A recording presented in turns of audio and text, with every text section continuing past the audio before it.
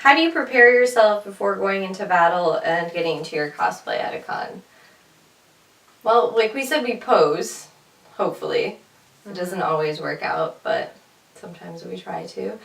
We have drank before, especially when cosplays are very, like wigs are very tight. You get headaches and you get sweaty and frustrated. Sometimes a shot or two is really helpful, and it sometimes helps you get into character. Yeah, it's relaxing and you're not as in your head. Yes, exactly. Questioning what you're doing. Then if you go too far, you can see it in pictures later where you're like, ah. But we've never reached that point for one of our cosplays. For one of our cosplays. No.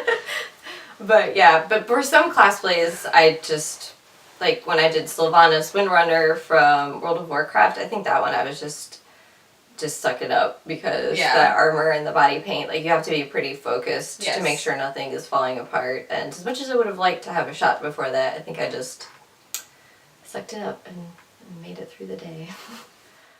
Okay, so what do you feel like your skills are in cosplay, and what advice do you have to others who want to develop it? I think I'm very detail-oriented, whereas she is the producer of the product. Yes, so a lot of times I just start throwing stuff together and I'm like, oh, I'll just use this. And a lot of times she'll be like, well, why don't you just try this other thing? Or what if this was a little bit different? And I think that really helps me because when there's so many different pieces to think about, like I can miss something completely obvious that would have made my life a lot easier. And I do a lot of the sewing and a lot of the building of the cosplay, but it's so much more difficult for me when there isn't someone to help me, and it helps that she like is basically a live model because I can fit stuff to myself and to her just by using her, which is, it's difficult still using like a dress form because a dress form is, you know, stays still. It can't move one way or the other way. I can't fit it. Can't test the product. Yes, that's right. It doesn't have arms. Mine doesn't anyway.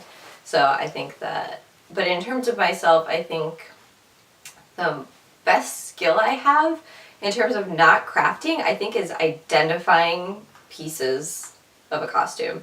Because a lot of times people have no idea where to start when they're looking for something, and I think I have pretty good like internet sleuthing skills where I can find out like exactly which product, like exactly which watch would look best for Asuka, or like what type of hat works for something. I think that I can dig through that a lot. But in terms of crafting skills, I think that I'm always really impressed when you're making things and you don't even have to measure and it comes out perfect. Yeah, that's luck. Sometimes I'm like, oh, that is extremely small. But yeah, I think I do really hate measuring things.